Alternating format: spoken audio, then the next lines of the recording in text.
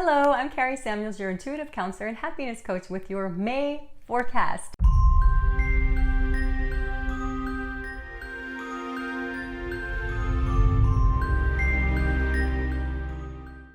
And yes, it is May. I don't know, maybe, I think so. Maybe it's April, maybe it's June. Who can tell anymore? The one thing I know for certain is that we are in 2020 and astrologers and psychics, we've been forecasting that this was going to be a year for the history books and that this was going to be really the year that everything changed. And so before I get into the astrology and numerology of May of 2020, I want to talk to you about the astrology and numerology of 2020 in general, because it's going to help you put things into perspective. It helps things feel a lot less random and helps you understand that there's a reason for everything and that there's a cycle for everything, that this isn't forever, that all the craziness and stress that is happening right now, this isn't forever, and there's a reason for this, and there's hope in this as well. So I want to share with you, remind you some of the things that I've been saying at the beginning of the year and other people have been saying about what was in store this year, so that we can put this in perspective and understand how to navigate it and understand why this is happening. So let's go back to January, what everyone was talking about. January 12th, the Saturn Pluto conjunction. Now, Saturn is the planet that governs structures, boundaries, governments, infrastructure, day-to-day life, politics, the economy, pretty much everything tangible. Structures, right? And Saturn is the most prominent planet this year. There is so much Saturn. That's because we have a lot of planets in Capricorn, which is ruled by Saturn. So that Saturn-Pluto conjunction was in Capricorn. Now that hasn't happened since 1518 in that sign, right? So Saturn rules all of those things that are being affected now. Now why? Because this conjunction with Pluto is the planet of death, rebirth, and transformation. All things hidden, all things beneath the surface. Pluto actually governs viruses and pandemics. Now, that conjunction happened. Now, we also have Jupiter-Pluto conjunctions in Capricorn that are happening throughout the year. And actually, if you look back in history, a lot of pandemics have happened when this Jupiter and Pluto have been in conjunction. Now, it's the Capricorn that makes things very much about our structures right now and our foundations, economy, everything. So when that happened, January 12th, these are outer planets. These are slow-moving planets. These aren't like personal planets. So these outer planets affect things in a large way over a period of time. So when that happened, people were talking about the January 12th conjunction. A lot of people who maybe, if you don't really study astrology, you don't understand that that's like a long-term thing. So Saturn-Pluto conjunction is death and rebirth of our structures. In this case, anything associated with Capricorn. Like I said, infrastructure, economy, governments, and boundaries. Saturn has those rings. This is about boundaries. Now, we're learning a lot about boundaries now, right? Like we are maintaining physical distance. How many boundaries can you have, right? And countries are closing up borders to protect people. So that happened in the beginning of the year. So people who have been tuned into that coming in astrology or psychics, we knew that something was going to happen that was going to affect our infrastructure in a big, dramatic way and change everything. Now, this is the way it manifested, right? We have this global pandemic and social distancing, and economies are being really torn apart, and they have to be rebuilt. Now, the one thing about these planets and the activity that happens with them, they usually, Pluto comes and tears apart structures or anything that needs a transformation. So even though it's really scary right now, and of course there's the physical fear of, the death and rebirth that's happening, this Pluto is really affecting, in a real death way. And a lot of times this can, happen in war or anything that it's serious and it's real. But what's happening is this transformation of structures and in your life and in the world that needed to be transformed. So that's why it's happening, and that's the what. Now, the other aspects of 2020, we're in a 4 universal year. 4 is very much like the energy of Saturn. It's all about anything tangible, anything on the material realm, and it often brings restriction. The 4 teaches you to learn how to have freedom within restriction. It also teaches you strength, and it also is associated with strength in the physical body. Now, both Saturn and the number 4 are about discipline, strength, restriction, boundaries, and habits, money, economy, right? So it's about learning to work within restrictions so that it strengthens you. And that's what we're all learning right now. We're all learning as a collective to change our daily habits, and that's something that is very much associated with Saturn and the number 4. To learn how to work with less, to learn how to do more with less. And even though that's super challenging, it's always to strengthen you. It's always to, a muscle needs to be broken in order to be strengthened. And that's what's happening now. These daily disciplines, these daily habits, to learning how to do more with less is strengthening. And we're, of course, by nature, we want freedom and we want boundless freedom. And for many, many, many years, we've been taught that resources are abundant. They are, in terms of spiritual resources. However, we need to learn to be good stewards of the earth. And one of the things that that's been happening with these restrictions is that the earth is healing, and 4 is literally associated with earth and Mother Earth and the material world. And so by having these limitations, we're learning how to have more freedom without having to really go past our natural limits, to be good stewards of the earth, and also to be good stewards of your own energy. We're also learning amazing things about our daily habits and how to improve our health and our happiness and our well-being through healthy habits. So we're learning a lot. We're definitely learning a lot. And 2020 was never going to be easy, but it's strengthening. And it can ultimately be liberating for you and the planet. So let's talk about what's happening in May of 2020. So, let me just preface by saying in 2020, every single planet in our solar system is going retrograde.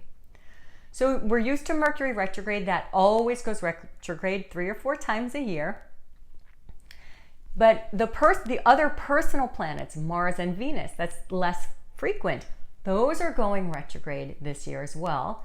And of course, the outer planets, which are slower moving and have a bigger, broader effect. So basically, with every planet going retrograde in 2020, we are re-evaluating every aspect of our lives, personal and global. Ain't that the truth? So, this was all seen ahead of time, right? When we're forecasting and looking with every planet going retrograde, there's definitely a sense that everything is going to be a more internal process, because retrogrades are about internal growth and reevaluating. They always bring things back. So when a planet goes retrograde, we're redoing something. We're relearning something that we missed. We're reevaluating things. So we definitely have a more internal process now because we are at home. Unless, by the way, you are a frontline worker, and I Thank you with all my heart. But most of us are staying home more than usual, right? And with people or not, right? Like we are really learning these internal processes more and more. So again, this is all in the astrology of the year. Reevaluating and reassessing and having a more yin process. And so we begin in May a wave of retrogrades. May is actually kind of like the least, it's really not, and in terms of the whole year, it's maybe not a very intense month. So in a way, it can be a break because we're in the beautiful sun sign of Taurus until the 20th, and Taurus is very much about home and love and beauty and relationships. So there's all of that sense of really now we want to beautify our homes, we want to beautify our relationships, we want to bring more beauty into our life, and maybe art. Art is so healing, right? Taurus is ruled by Venus. By the way, Taurus is an earth sign, so this is about maybe finding ways to connect with the earth and to heal the earth and to be healed through the earth. Grounding. This is beautiful. And we really need that. Now, Taurus is ruled by Venus. Now, Venus is going retrograde this month. It's one of the planets. Now, again, it's a personal planet. Just like when Mercury goes retrograde, you feel that personally. Venus is a personal planet that rules relationships, love, beauty, harmony, and your self-worth. So one of the things you are re-evaluating now is your self-worth, so that you can value yourself more, so that you can have greater self-esteem. So use this time to reflect on how you can value yourself more and receive more love, appreciation, and money. Venus rules money for your gifts, for your beauty, for your beautiful gifts. So that's happening this month. And of course, relationships are going to be in focus, and the relationship with yourself, with other people, with your money. This is time to reevaluate that. Now, Saturn is also, we talked about Saturn in the beginning of this, right? So Saturn is also going retrograde. Saturn, work and structures and boundaries. With Saturn going retrograde, you reevaluate. Now, it could mean that you're returning to work, right? Because if you've been off work, you may be returning to it now. But it could mean also that you're reevaluating your work, that you're reevaluating your boundaries, you're reevaluating your structures in life. What a good time for it, right? So that's going retrograde. We already have Pluto retrograde that started at the end of April. Pluto governs pandemics, so there may be, and viruses, so there may be places that had maybe seen some halt in the viruses. There may be a resurgence of it, but there can also be a reemergence of things that we didn't know that come to light that can help us. Pluto also is associated with your power and what's been hiding in your shadow. So this is an incredible time for you to reclaim your power, for you to reclaim some gifts, some talents that you've been hiding, that you've been tucking away.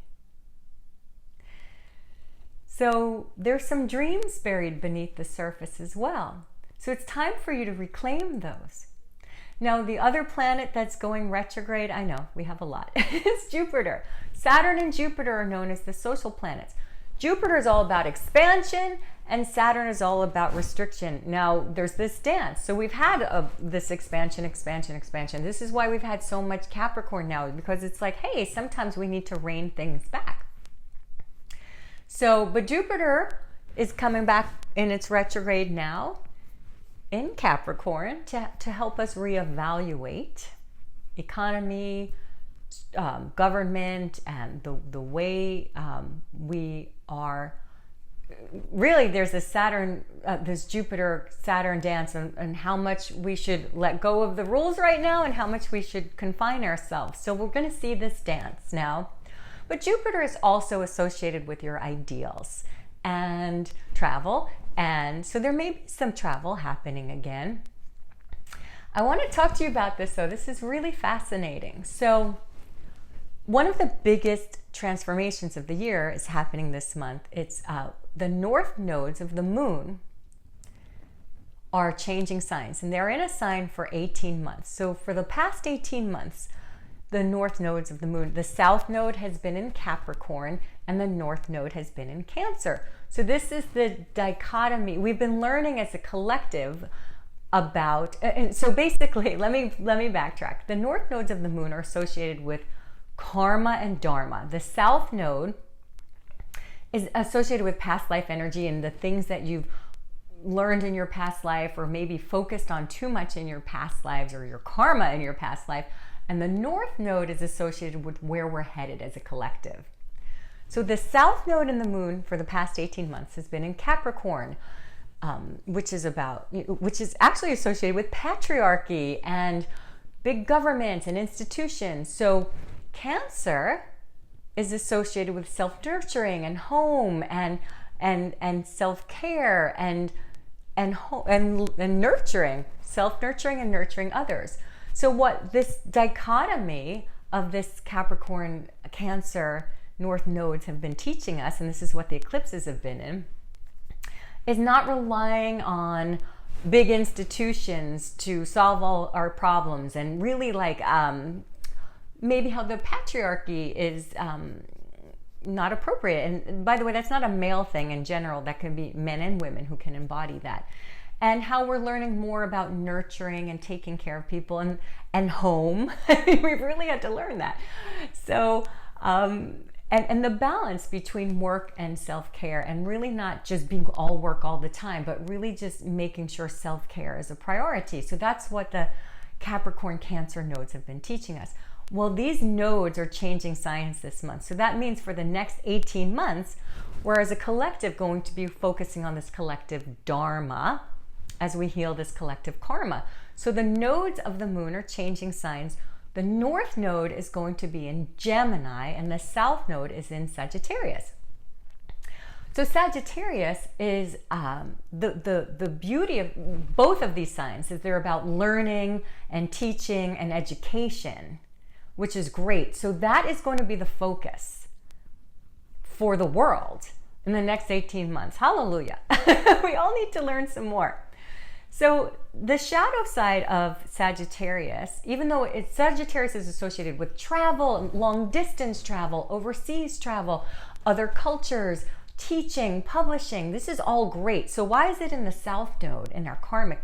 Well, because now we need to focus more on local travel, local communities, which is Gemini, learning more. Now, where Sagittarius is more about ideals and your fixed belief system, and the shadow side of that could be dogma or religious fanaticism or your ideals not having any flexibility.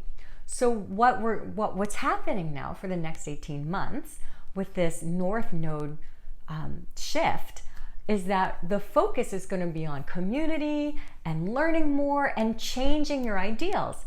Now, for instance, you may have ideals to you may think, oh, I need to have my bucket list to see 50 countries in order to be fulfilled or whatever. If that was an ideal of yours, well, that might be changing now. Where we focus on what's more simple, like what's more around us, building community, learning more. Right? And this is really fascinating how this plays out in real life when you see the astrology ahead of time and how it plays out in real life. I always do a forecast event at the top of the year. So in my forecast event, 2020 Illuminated at the top of the year, when I saw the Gemini North Node and the Sagittarius South Node, I had said that the focus is going to be on local travel and trips closer by as opposed to overseas travel, because that's going to help our environment. And I didn't know how that was going to happen because I thought perhaps people would change their mind and realize that we need to preserve our environment more. And flying everywhere isn't the best thing for the environment, especially these long trips.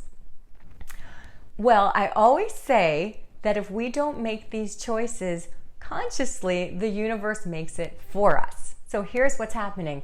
Now, this node occurred also just after 9/11, and people stopped flying for a while. So now it's happening, and I'm hoping that we're all going to make some choices now where we learn more about each other and we find ways to communicate and have wonderful experiences, because Gemini loves experiences, to have these wonderful experiences while being kinder to the planet. So that's all happening this month. And this is an easy month, relatively. I told you, right? 2020, what can I say? So there's so much happening right now, and I want to help you make sense of it. So I have 3 action steps to help you navigate this month and the months coming up, but especially what to focus on this month. So the first thing is for you to learn new skills. That's what this North Node in Gemini is about. It's teaching you how to adapt and learn new things and be curious. Here's another great thing. I know I'm talking about action steps now, but I have to say, with the North Nodes changing and with Saturn retrograding, it's changing signs into Aquarius for 3 months, we get a break from some of this intense Capricorn energy. I love Capricorn. It is a fellow Earth sign, but we have had too much Capricorn per capita. It has been just like so much. So Gemini is an air sign. It's breezy. So this is teaching you to have fun learning new things, to learn new skills, to be joyful with it, not to put too much pressure on yourself, but just to be curious. Be curious about ways to adapt right now. Be curious about creating new habits. Be curious about learning about health, not with a lot of pressure, but with a sense of joyful curiosity. So that's your first step. Learn some new things, and you may need it to change your careers. Now, I just want to say that Gemini and Sagittarius, they're both associated with teaching. So if you have something inside of you, and Gemini is a communication sign, if you have anything inside of you that you can teach someone, make a video about it, start a podcast, share this. Don't be scared, just share. And this is going to help a lot of people, and it's really going to help you too. And remember, that's going to help your sense of self-worth as well. You have so much inside of you that needs to be shared, so why not go ahead and do it? Okay, that's your first action step.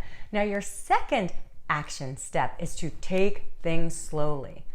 Retrograde planets are not about rushing. I know there is so much to do right now, and there's also this pressure like, hey, if I'm quarantined, like I needed to learn how to do all the things on my, tick them off my list. There's a lot going on. You have a lot to process.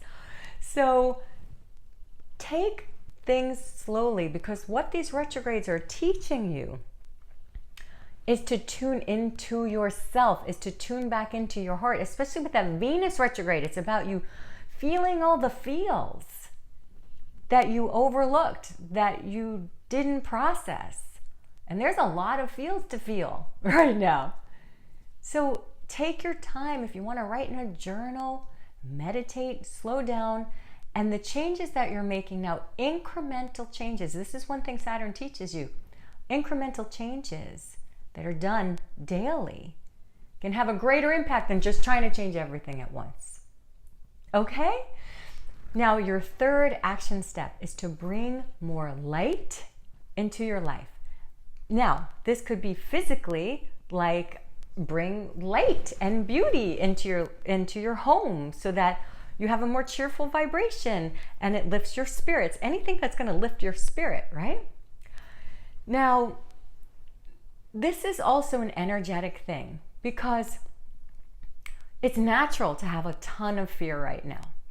Even if you're just empathically picking up on other people's fear, or even if you're feeling okay and the people around you are fearful, it's natural. Fear is a natural response to what's happening now. But you don't want to live there. Now, light is a high vibration that lifts fear. So you can practice bringing light into your energy field, into your body. All you have to do is literally visualize your whole being filling with light and radiating light. Now, that is actually your energetic immune system as well.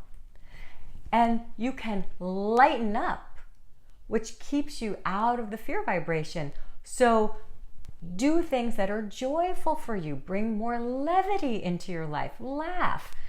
Things are serious now. However, the more joy that you have, the more levity you have, the more things that you do that bring you joy and lightness, the better your immunity is and the better you are bringing light into the planet, and it lifts the vibration of you and everyone around you. Spirit guides are super, super funny and joyful.